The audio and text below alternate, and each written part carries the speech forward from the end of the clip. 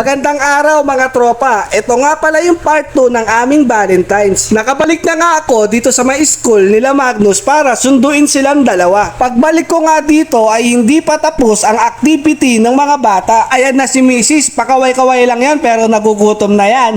Tapos na nga ang activity nila Magnus. Pauwi na nga kami neto pero hindi na ako nakapag-video sa motor. Nandito na nga kami sa kwarto nang nagulat siya kung ano yung nakita niya sa kanyang harapan.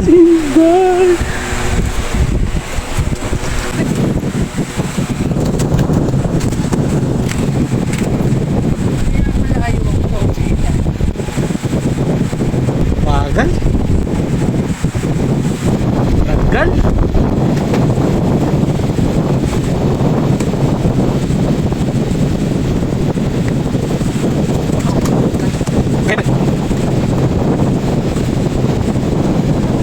Ayan.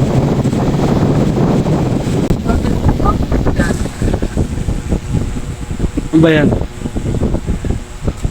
Ganyan.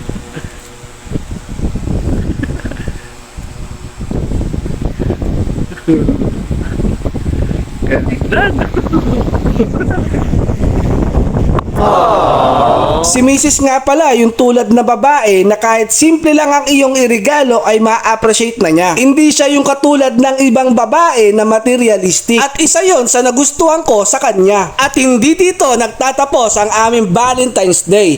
Hintayin nyo ang part 3!